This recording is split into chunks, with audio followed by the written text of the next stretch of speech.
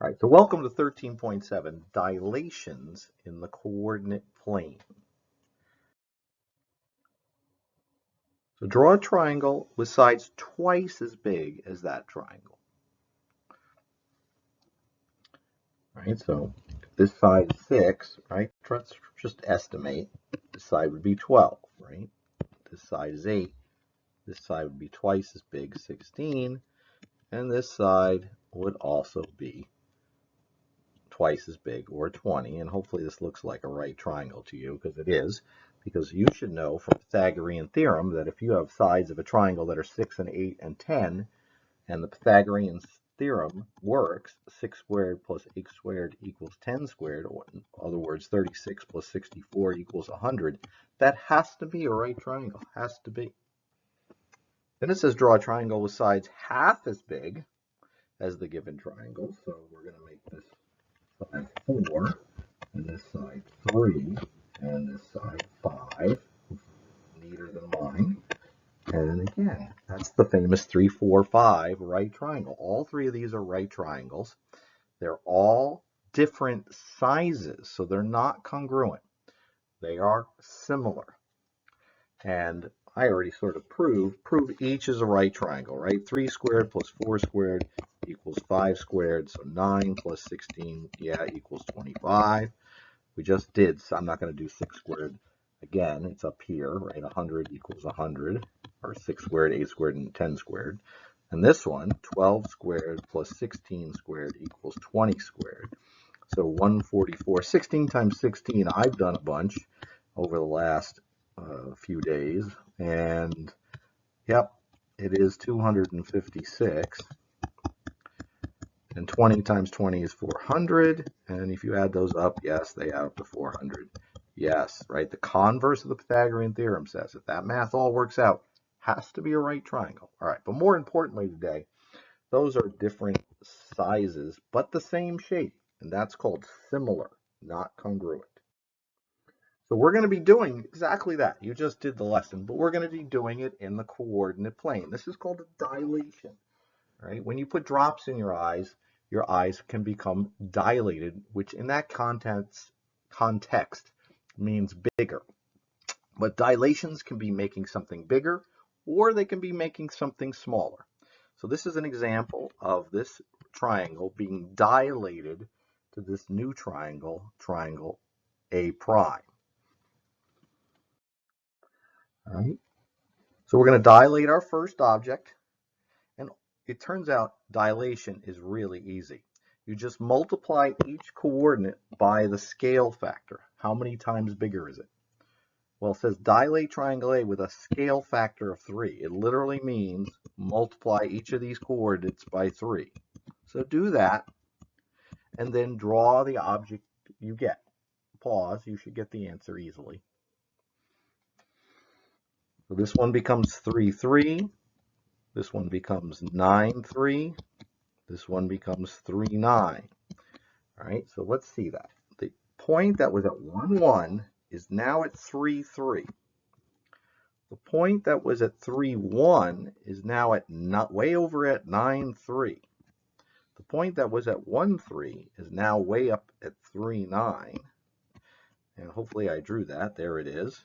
And that is A prime. Now, so notice what happens in a dilation. Now, this is a dilation about the origin, although I didn't write that. So when we dilate that by a scale factor of 3, we say k is 3 here, it's 3 times bigger, but it also moves away from the origin when you make it 3 times bigger. Okay? All right, so now dilate this triangle with a scale factor of 1/2, right? That means you're going to get smaller. Right, so we're going to multiply each of these coordinates by 1/2, and it'll move closer to the origin. So pause and do that. So B prime here is at 2, 2. C prime is at 4, 2. D prime is at 3. Half of 7 is 3 1/2. You could have written 3.5. You don't want to write 7/2 because 7/2 is hard to graph, right? We want to graph 3.5. So B prime is at 2, 2. C prime is at 4, 2. And D prime is at 3, 3.5, which is right there. And that is our new, so there's C prime and B prime and D prime. We've dilated that with a scale factor of 1/2. So it can go in both directions. Multiply by a fraction, you made it smaller. Just like when we did vertical shrink, you multiplied the function by a fraction, it shrunk. So dilation is the one transformation, right? We've learned 4 now, right? Translations, reflections, and rotations make congruent objects. Dilations make similar objects. Similar means same shape, different size. All right, so that's a trapezoid, and it has been dilated with a scale factor of 2. So that's already been done. Find the lengths. All right, so EF, 1, 2, 3, 4, that's easy. E prime, F prime, 1, 2, 3, 4, 5, 6, 7, 8. Right? Your scale factor of 2, multiply by 2. All right, but now how long, oh, GH is 1, 2. And H prime, G prime is 1, 2, 3, 4. That seems pretty easy. But what about these sides? Those are diagonals. How would you find those lengths? Hopefully you just said Pythagorean Theorem. All right, so we're going to find EH here. All right, so let's just, right, so to find the length of EH, there, I'm going to make it bigger. So we have to make a right triangle with sides of 1, right? Because they're right there. We're making, so find the length of EH. It's going to be irrational, right? 1 squared plus 1 squared equals this distance squared. 1 plus 1. 1 squared is 1. 1 plus 1 is 2. 2 equals d squared. So d equals the positive square root of 2. Yeah, it's irrational. You can leave it that way. You don't have to estimate it.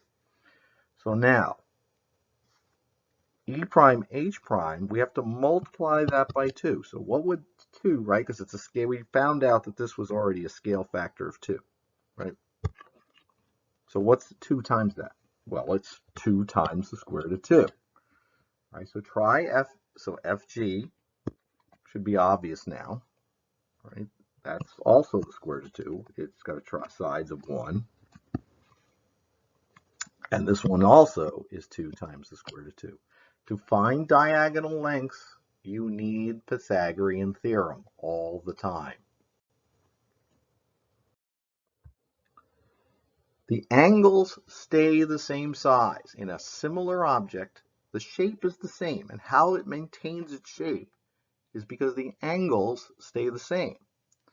So if I tell you EFG, angle EFG right there is 45 degrees, this one over here, still 45 degrees. That does not go up to 90, say, right? Because it's not doubling. The sides double. The angles stay the same. So EHG, which is this angle over there, now is over here, but it's the same exact size. It's 135 degrees. All right, so dilate that triangle with a scale factor of 1/3. That means you're multiplying all these by 1/3 and then drawing it.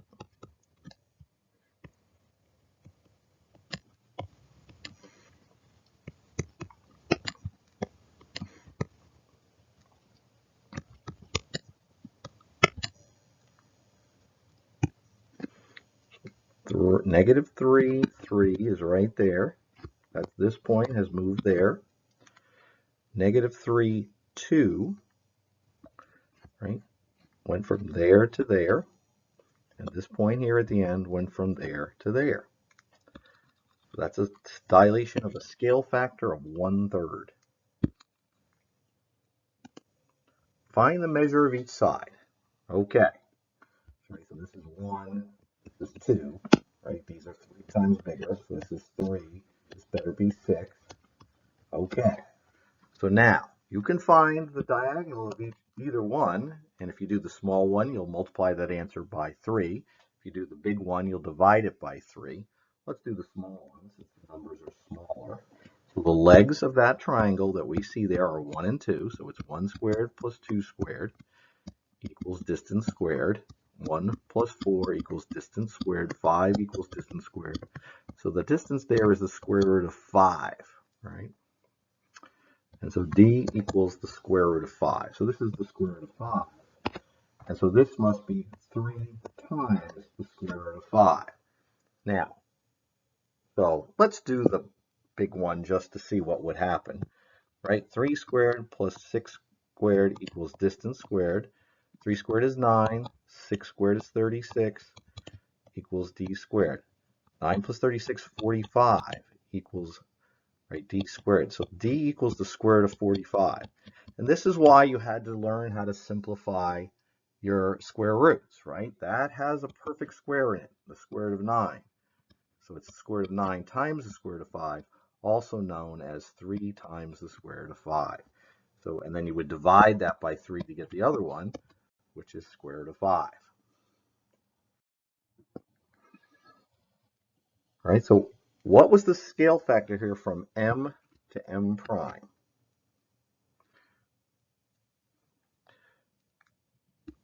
Well, we can sort of see this is one diagonal. By the way, one diagonal is always square root of 2. That'll be a high school thing. You don't have to memorize that now, but you will in high school. If these are ones, that diagonal there is always square root of 2. And this one is 2 diagonals. So the scale factor had to be 2. So this is the square root of 2. And if you do the Pythagorean theorem here, this is 2 times the square root of 2. And these are both squares, so all the sides are the same, right? These sides are all square root of 2, and these are all 2 times the square root of 2. The scale factor we use the letter k for, k equals 2. Now, be careful here. It says n to m prime. That's why I said careful. It's getting smaller. So if you didn't get a fraction, you messed up. And that's what will happen on the test as well. Right, notice this one is at 3, 3. And now the same point is at 1, 1. Right? These sides are 2. This side is 6. So the scale factor here is 1/3, not 3. Right? The prime is the image. It's where you end up every single time in all transformations.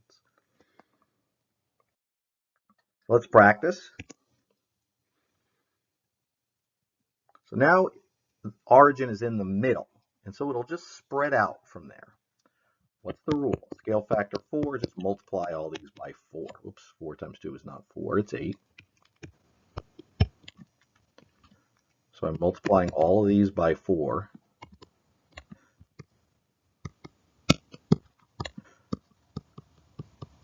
So let's see our new points. We have an 8, 4. Oh, this is going to be huge, right? And then we have a 4, negative 8. 4, negative 8 down here. And negative 2, 2, negative 2 became negative 8, negative 8, way down here. And negative 1, 1 becomes negative 4, 4. So you'll see why I don't have scale factors of 7 or 8 or 9 in these lessons, because they get way big. And there is our new object, which we would call f prime. All right, so find the length of each side in the smaller parallelogram. So 1, 2, 3, those two sides are 3, right? The others are diagonals. So you need Pythagorean theorem. So I'm going to draw a little right triangle in here. And the sides are 1 and 3. So it's 1 squared plus 3 squared equals d squared. That's 1 plus 3, or 1 plus 9, which is 10. So 10 equals d squared, and the smaller one is the square root of 10 for these two sides. And square root of 10 does not have a perfect square factor, so we're done. So you could have guessed. Now find the larger sides. Well, the ones that are 3 should be 4 times bigger at 12. And the ones that were at square root of 10 should be at 4 times the square root of 10. If you want to do the triangle and check that it comes out 4 times the square root of 10, right? I suspect at some place you're going to have to do the square root of 160, which would simplify to the square root of 16 times the square root of 10, also known as 4 times the square root of 10. Right? I just worked backwards from there, realizing, right, how did I get that 4 in front? Must have been a square root of 16.